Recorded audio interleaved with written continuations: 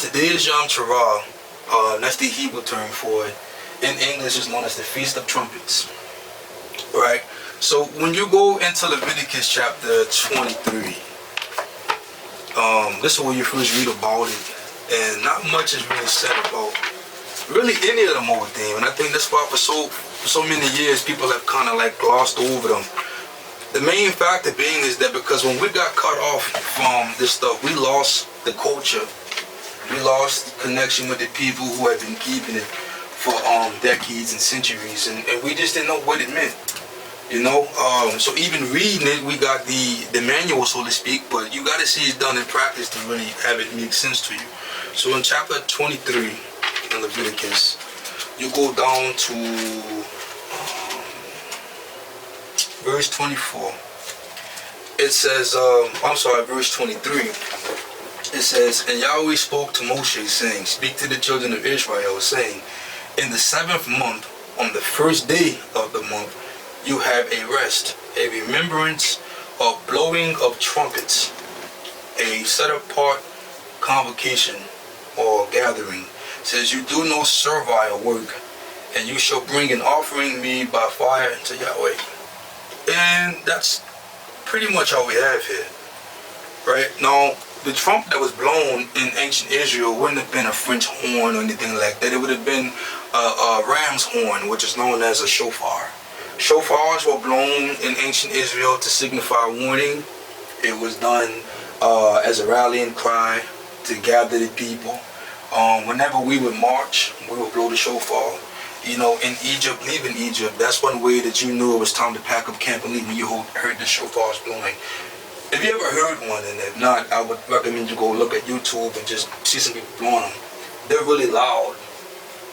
They don't sound that pleasant. It's kind of startling. When you hear it, you stop whatever you're doing and you look up. You have to. It's that kind of sound. When you hear a shofar blow, especially if it's many of them blowing in unison, you cannot help. It'll shake your bones. It has that kind of amplitude, right? And the tone of it, again, it's not a passive tone. It's a wake up. Just pay attention. It's one of them things. Yes. Correct me if I'm wrong, but women and daughters are not supposed to blow that, correct? Yeah, it was never custom for the women or the daughters to blow the shofar. Just checking. There was always priests, elders, leaders, military people. Those kind of guys of that rebellion would always blow the shofar. And I thought also the firstborn son. Firstborn son, would have the honor of blowing the shofar. It was a very honorary thing to do so. Not only that, but it takes a bit of skill to blow a shofar. Bit of breath. Yeah, bit of breath. You need a good diaphragm. Again, there's no buttons to hit like on the French horn to carry these notes to sustain them. And you're blowing them for long periods of time, you know. So everyone has to be uniformed in that.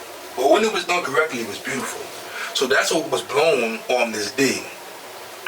But to get some more insight on what happens on this day, I want us to go to 1 Thessalonians chapter 4, verses 15.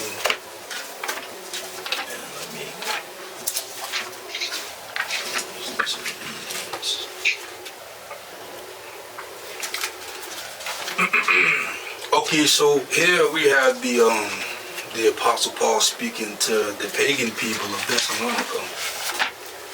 And I'm going to read for everyone to catch up really quickly. So small. Oh, you print?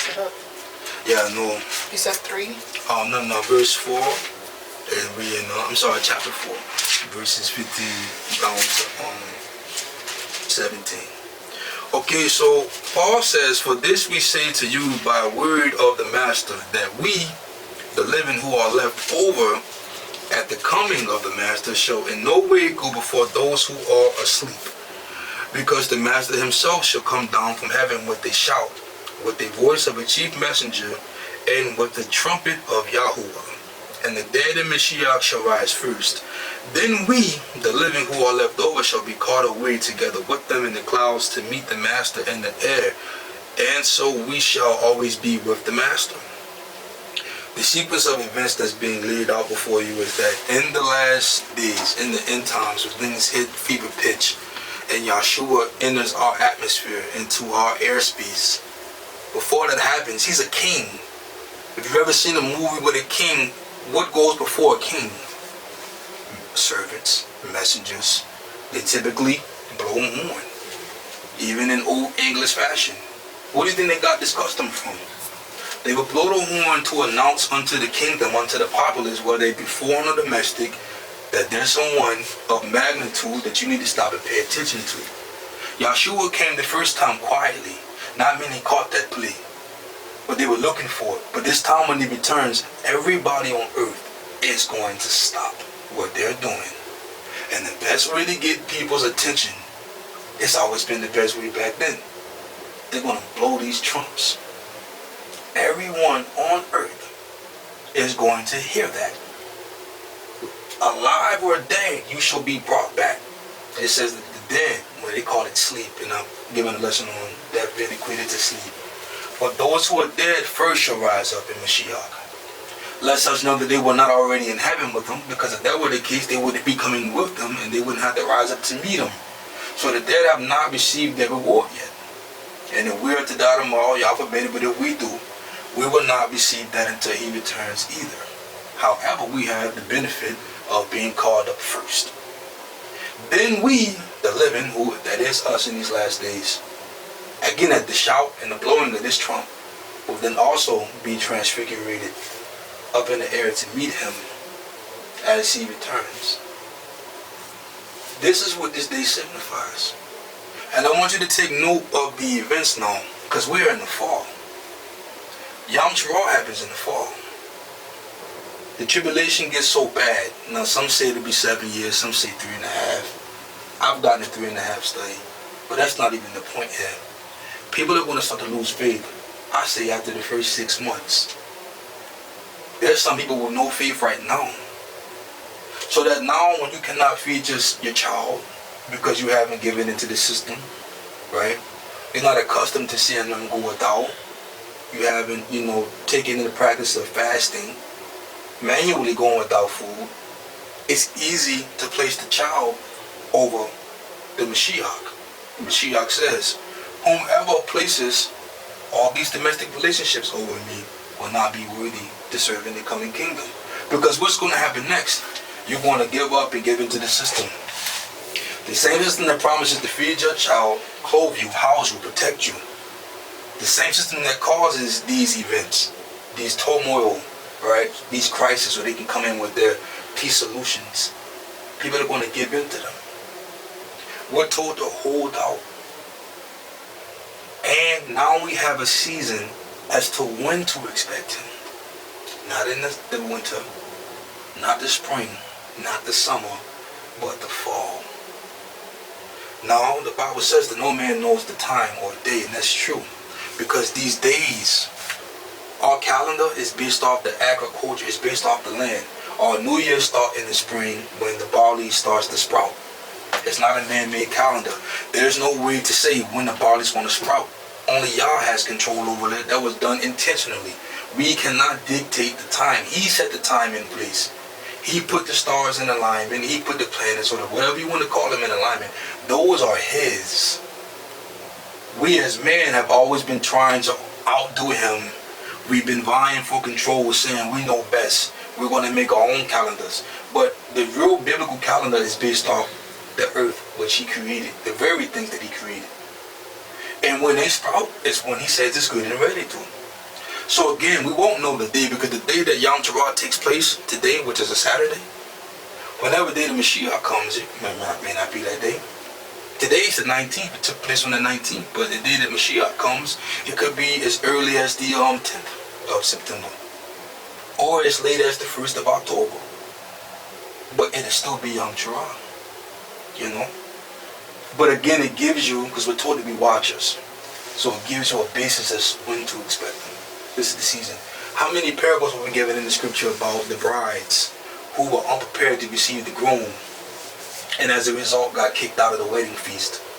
What do you think that's a parable of?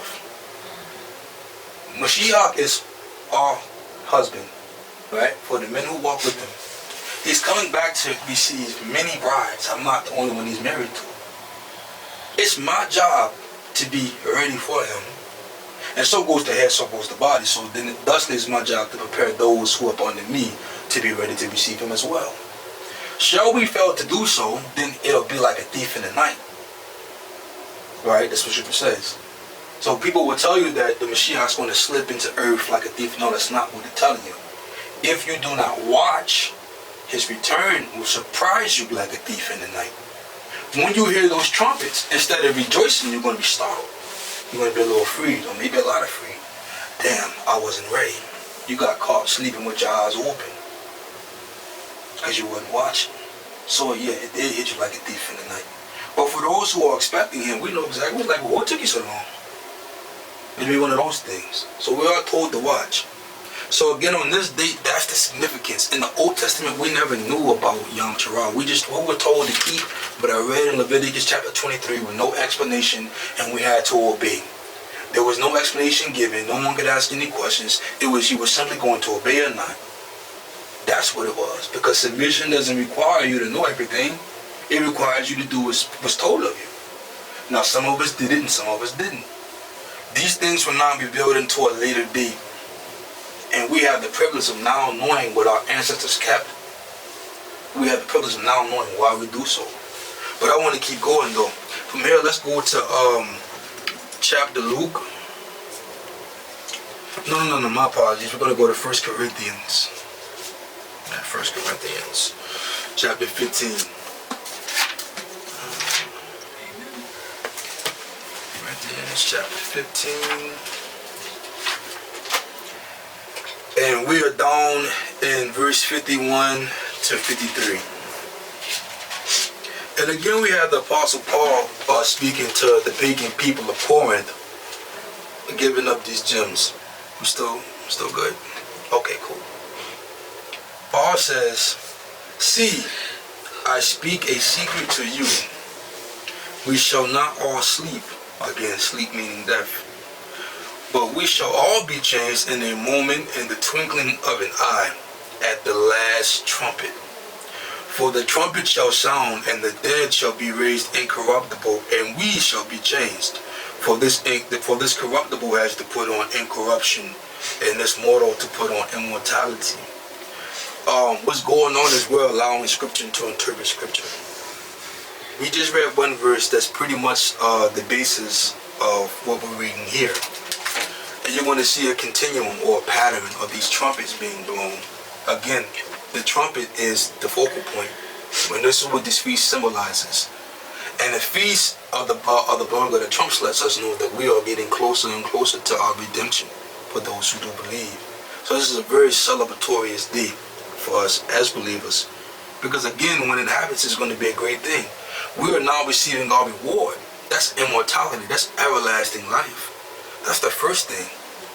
The second reward that follows is that we get to reign with Mashiach. The third reward is that we're given a position, or what he calls a mansion. It's a position home. And you could ask all kinds of questions. It says that no human mind can conceive what this coming kingdom is like. And I believe so. We just have never seen it. And we have nobody to piggyback off of, seriously. But it's something that we believe in. And without faith, it's impossible to please him. So what do you believe in? Right? From here, I want us to go to Joshua, chapter 6.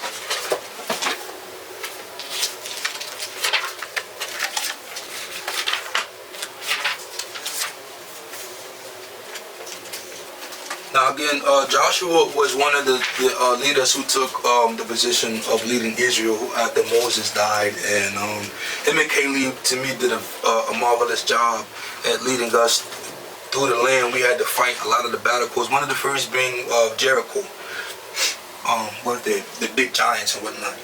So chapter 6, we're going from verse 1 to verse, I believe that's 5. It says, "And Jericho was shut up tight because of the presence of the sons of Israel, none going out, none coming in.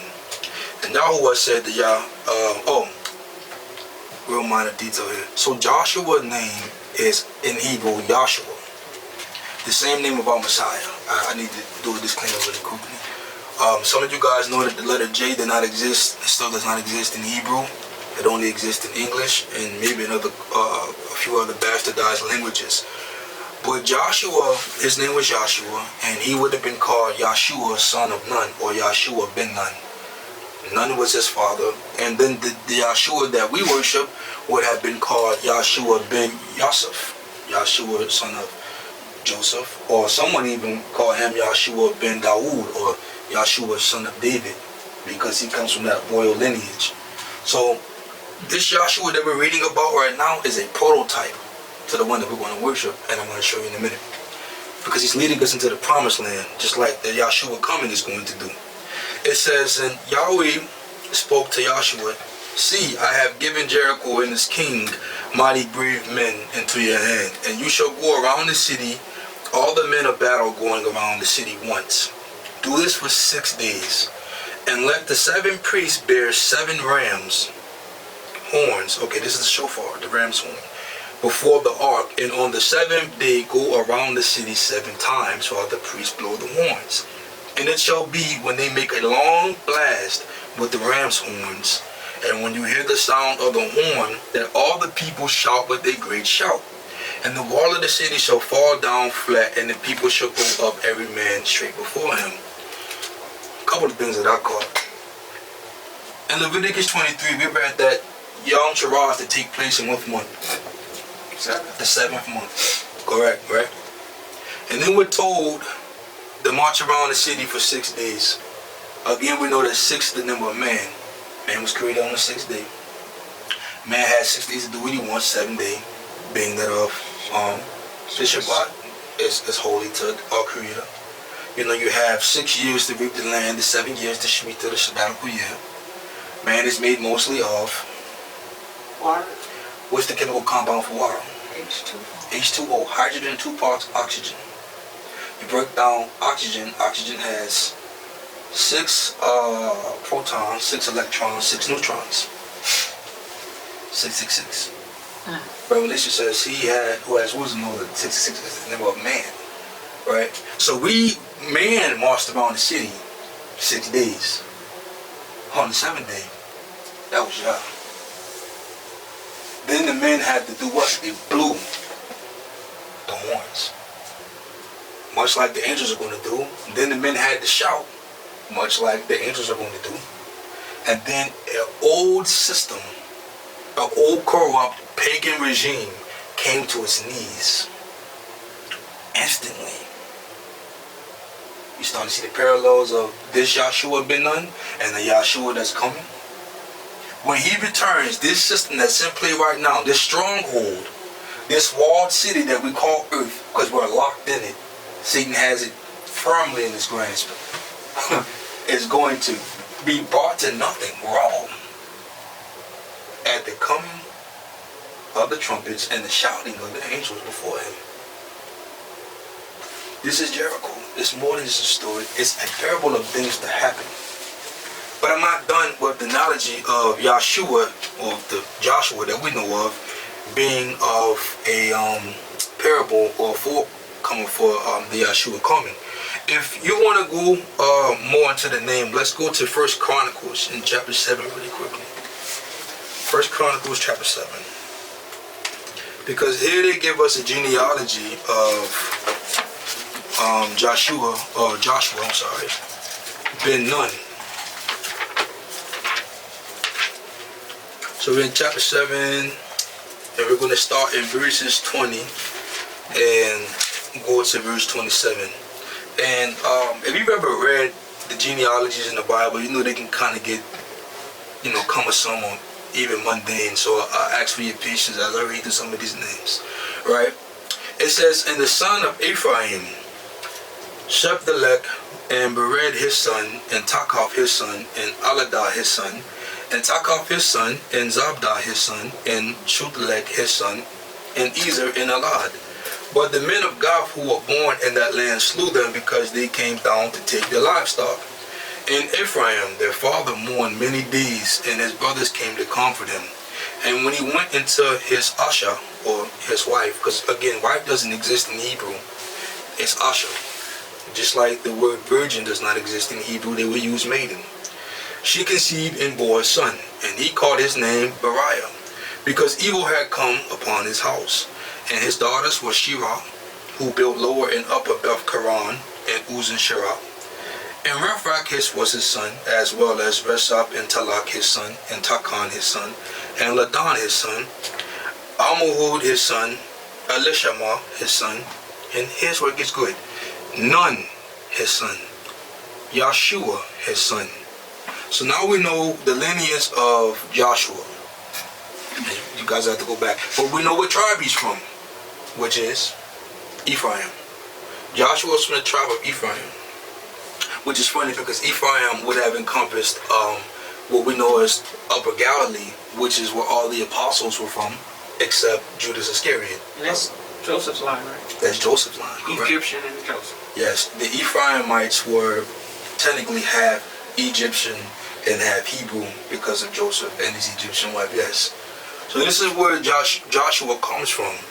And the word nun in Hebrew means to reprocreate, and it also means fish. Funny, right? Does it mean anything to you? Yes. Okay, good, because it means a lot to me. Now we know that the second Joshua was the son, he would just say he was the son of the carpenter. That Joseph, his father, was a carpenter, right? A woodworker. And this Joshua here, his father clearly is either a fisherman, because typically you would take on the name of whatever you did if you didn't have an ancestral last name. So Nun means fish. Joshua, the son of fish. And I find it funny that if we go into Matthew chapter 4 really quickly, what the second Joshua says about fish. Chapter 4, we're in verses 18. It says, and Yahshua, walking by the Sea of Galilee, saw two brothers, Shimon, who was also called Kepha, and Andrew, his brother, casting a net into the sea. For they were fishers. And he said to them, follow me, and I shall make you fishers of men. So that the first Joshua, or Yahshua, was the son of a fisher. The second one is saying, I'm going to make you fishers of men. One was physical fishing, the other one was spiritual fishing. Right? One city, one stronghold that came to naught was a physical city. The other one will be a spiritual stronghold, a spiritual delusion that will be cleansed from the people, cleansed from around the people. Everything in the Old Testament was a foreshadow of these things to come, and they're always breaking stone and mortar and gold and things that we can touch. A lot of us want to go back to there because we're still caught up in the flesh. So much that we miss the spiritual significance of what's really taking place in the Brit Hadashah, or what we call the New Testament. These things are now being unlocked before our very own eyes, and I think that we're like just letting these gifts slip away. The people back then longed to know the things that we know now, but it just wasn't the time. And we so happen to be so blessed to be in the time of revealing. That's why they call that last book in the Bible Revelations, because things are being revealed. That's what it means. We're living in those days of revelation. And some may say, it's terrible, it's scary. I say, praise y'all, bring it on. I love it. I love it, I love it, I love it. From here, I want us to go to, ironically enough, Revelations. Let's go to chapter 8. Chapter 8, and we are going to go from verses 1 to verses 12. And I'm going to stop there because I think after that point you kind of get the picture of what's going on here. It says, and when he opened the seventh seal, I go to number 7 again, there came to be silence in the heaven for about half an hour. And I saw 7 messengers, which is 7 angels, and again that's the 7 number again, who stand before Yahuwah, and to them were given 7 trumpets.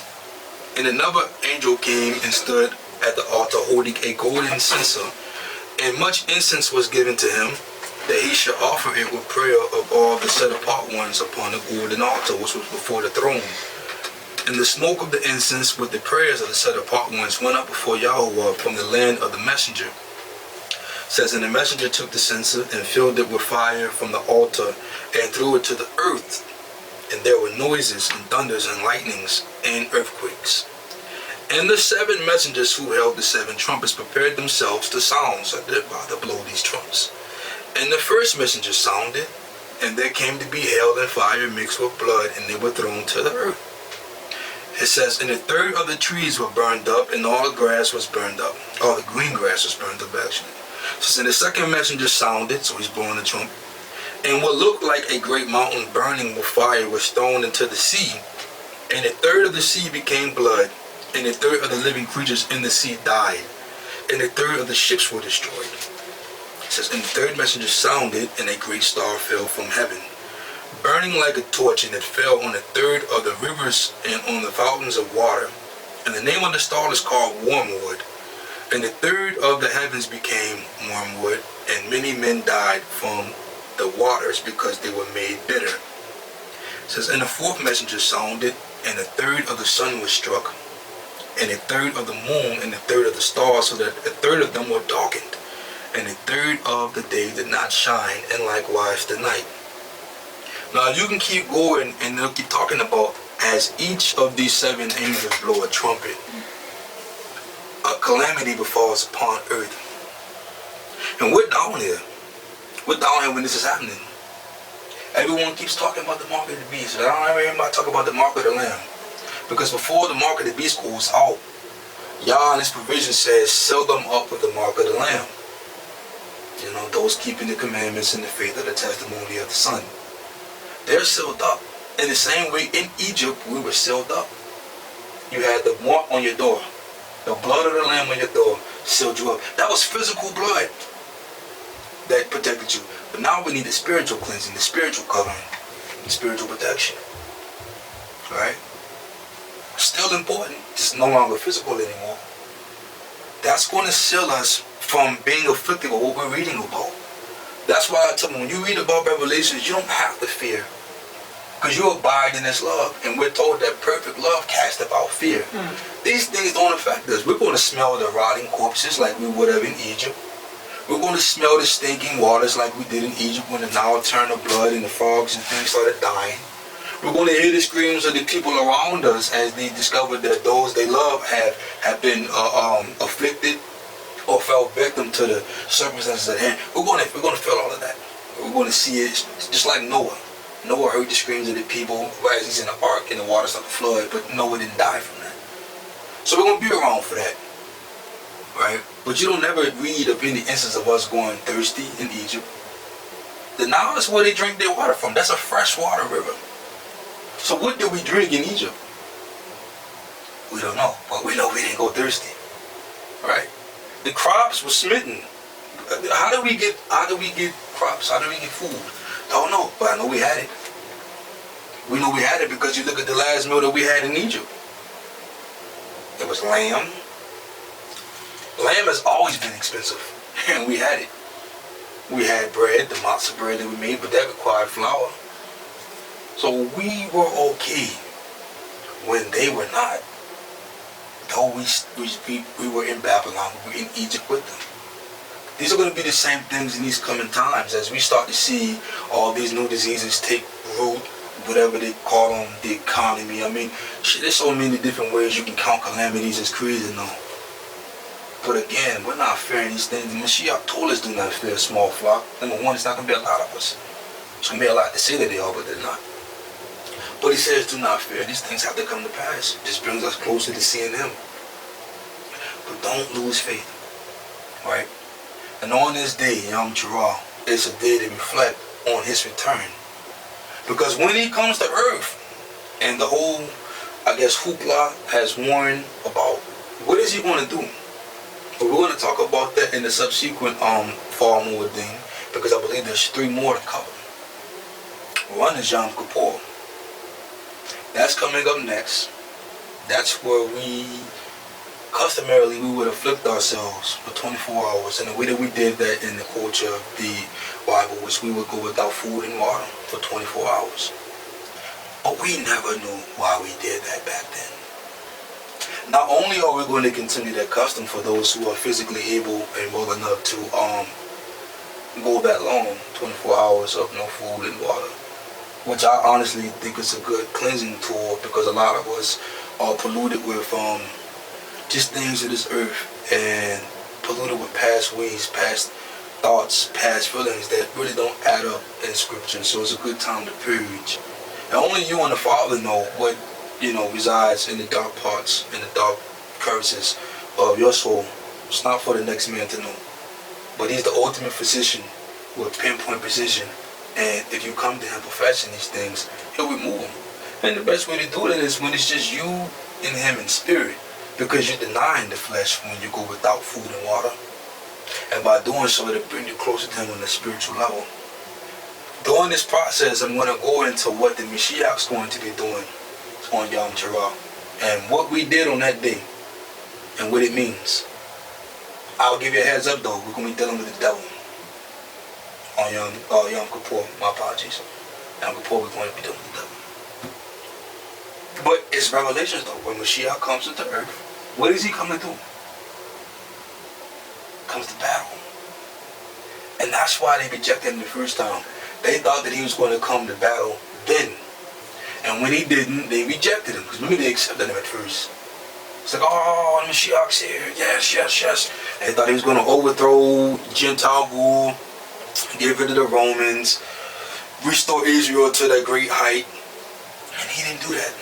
He came as a passive lamb when they wanted a lion. So they kicked him out.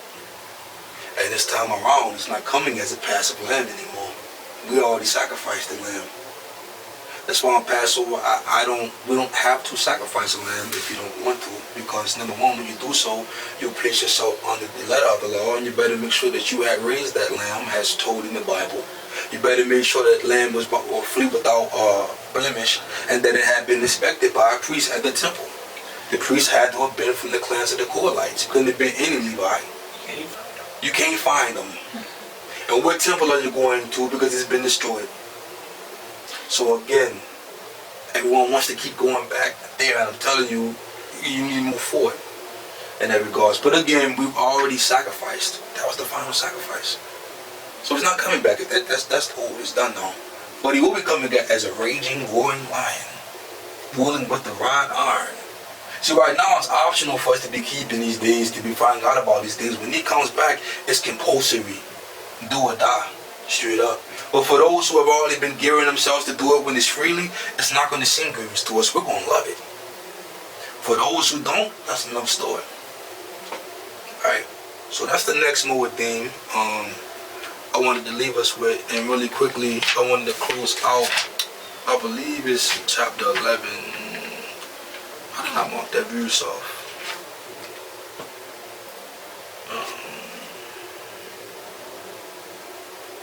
Oh yeah, okay, so in Revelation chapter 11 verses 15, this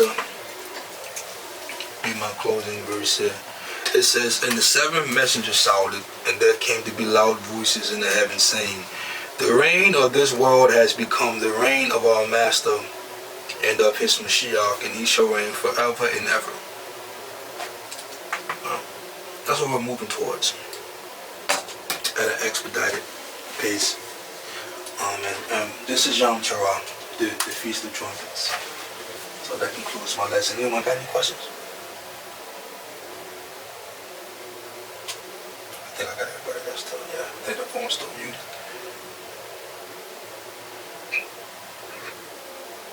You guys there? Yeah. Okay, cool. Any questions? No, I don't. Okay. That's one. No. Two. Well, I guess, what are we supposed to do in remembrance? Is there anything specific? Sadaya asked, well, today, how do we remember Yom Trurah? And I would say, well, if you could find the shofar, the blue soul, but I typically do is, They can't.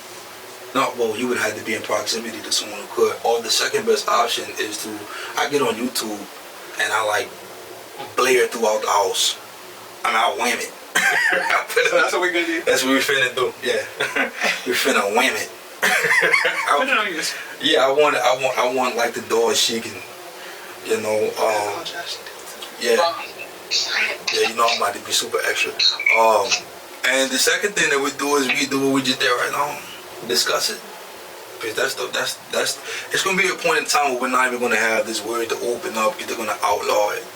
So we're gonna have to do it orally and pass it down that way. If we're in the wilderness and we're hiding out or we're, ducking off, we gotta teach our children this way. So we go watch the book of Eli. Yeah, cause he remembered it. Yeah, ladies, with that, I like to close in prayer. Is that okay? Yeah. Of course. Cool. Alright. Dear Heavenly Abba, we come to you today, thanking you for another yom. Allow us to see another moedim, moed appointed times, oh Heavenly Abba, to just even congregate. And though we may be in distant locations and various places throughout the earth, oh Heavenly Abba, you still have called us together as to be the salt of the earth. Though these things are not promised unto us, because salt works best when it's scattered, oh Heavenly Abba. And I just thank you for allowing us to be on the phone and in contact with believers. As we move forward in these last days, that you keep us centered in your worship and in your protection and in your love that you have promised that neither death, nor angels, nor demons can separate us from. Allow us to remain in that space. When man may say everything about us, oh Heavenly, allow us to fixate on your promises, to quote them back to you, because you are the same as today, tomorrow, and yesterday, oh Heavenly Father, to continue to move forward in peace and understanding. And though we may be misunderstood sometimes, know that it's okay. To still keep moving on in the loving spirit that Mashiach gave us.